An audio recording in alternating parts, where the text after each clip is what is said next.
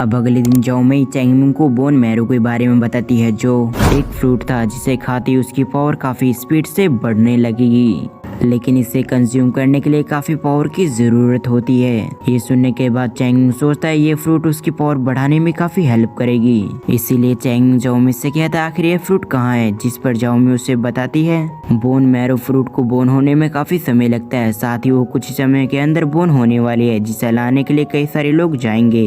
लेकिन अब जबकि हमारे सेक्ट मास्टर को ये फ्रूट चाहिए तो हम भी उस जगह पर जाएंगे। दूसरी तरफ एट हेलर ने चैंगमिंग को मारने के लिए एक किलर को हायर किया, लेकिन उसकी हर घंटे की फीस बहुत ज्यादा होती है। सीन शिफ्ट कर हम जाओमी और चैंगमिंग को देखते हैं जो एक बीच पे बैठकर आगे की ओर बढ़ रहे थे, और कुछ दिन ट्रेवल करने के बाद वो लोग उस जगह पहुंच गए जहां बोन मैरो फ्रूट बोन हो चुकी थी। लेकिन इनसे पहले सीतू युआन फैमिली का यंग मास्टर उस जगह पर पहुंचा हुआ था, और सीतू युआन फैमिली ने ही सभी को रोक रखा था ताकि इनसे पहले यहाँ पर कोई भी ना पहुंच पाए।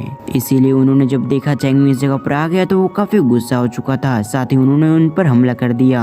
लेकिन चैंगमिंग ने अपना एक अटैक इस्तेमाल करते हुए उसे खत्म कर दिया, जिस वजह से उस जगह के एल्डर काफी गुस्सा हो गए थे, और उन्होंने गुस्से में आते हुए उन सभी पे हमला कर दिया क्योंकि उन सभी का यंग मास्टर मारा जा चुका है। लेकिन जैसे जाओमी ने ये देखा कि उन सभी ने सेक्ट मास्टर पे हमला कर दिया है तो उसे भी काफी गुस्सा आ चुका था, इसीलिए उसने अपनी पावर को एक्टिवेट करते हुए उन सभी का सामना करने लगी, और कुछ समय के अंदर उन सभी ओल्ड मैन को पीछे धकेल दिया। दूसरी तरफ उनके फाइट के दौरान ये बोन मैरो फ्रूट पूरी तरह से बोन हो चुकी थी, जिस वजह से उनकी पावर आसमान तक जा रही होती है, और इस एनर्जी को स्पाई ने भी महसूस कर लिया। वो अपने मन में कहता है एट हेलर ने मुझे हायर किया है ताकि मैं चैंगमिंग पर नजर रख सकूं, थोड़ा सा मुझे यहाँ पर गलत फहमी हो गई थी। एक्चुअली में एट हेलर ने इसे जासूसी करने के लिए हायर किया था। वो जासूस अपनी बातों को कंटिन्यू रखते हुए कहता है अच्छा हुआ मैं चैंगमिंग के पीछे पीछे यहाँ पर आ चुका हूँ, और ये लोग आपस में लड़कर ही काफी घायल हो जाएंगे, जिसका फायदा उठाते हुए मैं इस फ्रूट को ले सकता हूँ।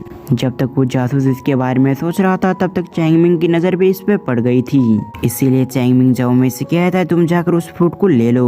ये कहते हुए चैंगमिंग ने अपनी पावर का इस्तेमाल करते हुए उन सभी पे हमला कर दिया, जिस वजह से उस जगह पर काफी ज्यादा थंडर आ चुकी थी।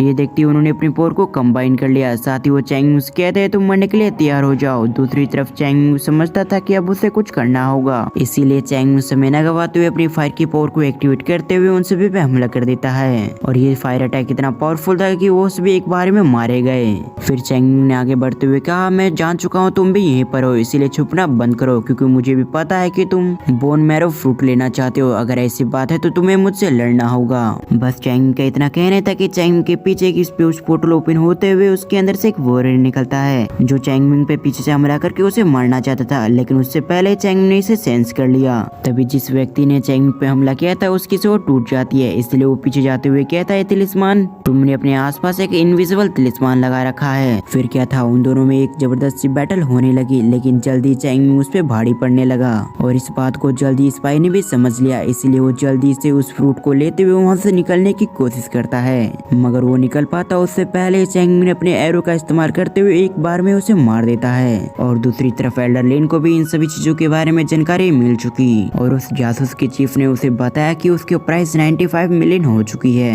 एक्चुअली में एल्डर लिन ने जिस जासूस को हायर किया था उसकी फीस हर घंटे की बहुत ज्यादा थी, मगर वो चीफ उसे बताता है कि उसे प्राइस देने की जरूरत नहीं है क्योंकि एल्डर लिन की संपत्ति को बेच दिया है, जिस वजह से उसका पूरा प्राइस खत्म हो गया है। जिस बात को जानकर एल्डर लिन को काफी गुस्सा आ रहा था, लेकिन वो जानता था कि उसका सामना नहीं कर सकता, इसीलिए उसने शांत रहना ही सही समझा। दूसरी तरफ हम चैंगमिंग के रूम की तरफ देखते हैं जहाँ चैंगमिंग बोन मैरो फ्रूट की ओर देखते हुए कहता है मेरे आसपास काफी सारे दुश्मन हैं, इसीलिए मुझे इमोर्टल किंग रेलम पे जाने के लिए मुझे इसका अभी इस्तेमाल करना पड़ेगा। लेकिन क्वांग उससे कहते हैं तुम्हारी बॉडी इतनी मजबूत नहीं है कि तुम इसकी पावर को संभाल सको, शायद ऐसा हो सकता है कि तुम्हारे बॉडी ब्लास्ट हो जाए।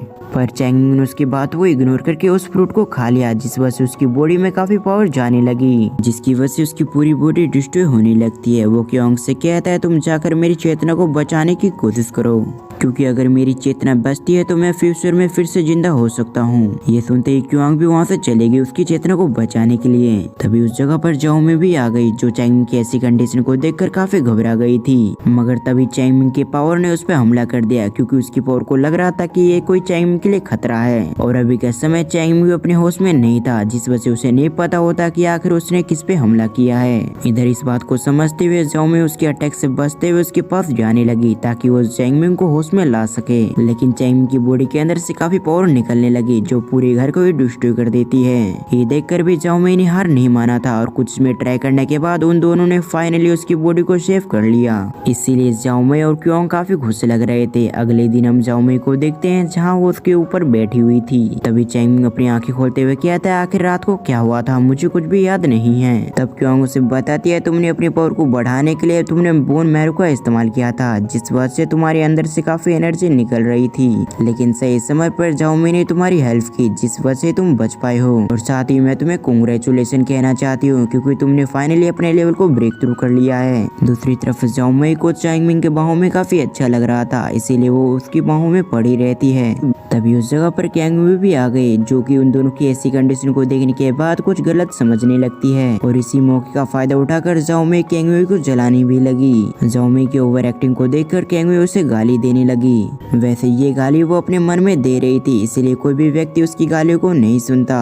तभी उस जगह पर लिंगर आते हुए सेक्ट मास्टर यानी कि चैंग को बताती है कि उसके दादाजी को किसी ने किडनैप किया है और ये जानकारी उस तक किसी ने पहुंचाई, लेकिन वो इसके बारे में कुछ भी नहीं जानती। जो चीज चैंग को काफी अजीब लगी, आखिर कोई व्यक्ति लिंगर को क्यों मदद करना चाहता है, इसीलिए उसने अपनी पावर का इस्तेमाल किया ताकि उसे पता चल पाए आखिर लिंगर की कौन सहायता कर रहा है। तब उसे पता चलता है कि लिंगर की सहायता करने वाली वही डिटेक्टिव है। तभी क्योंग चैंग से कहती है तुम्हारे लिए एक नया मिशन है, इस मिशन के अंदर तुम्हें लिंगर के ग्रैंडफादर को 1 महीने के अंदर ढूंढना होगा। अगर तुम्हें ऐसा करते हो तो तुम्हें इसका काफी अच्छा रिवॉर्ड दिया जाएगा। अभी इस रिवॉर्ड के बारे में हमें कुछ भी नहीं पता चलता। फिर अगले सीन में हम चैंग को देखते हैं जो उसी डिटेक्टिव के पास आ गया था। जो डिटेक्टिव अभी खाना खा रही थी, लेकिन चैंग को देखते उसने अपने खाने को छोड़कर उससे दूर आ गई। साथ ही उससे कहती आखिर तुम यहाँ पर क्यों आई हो।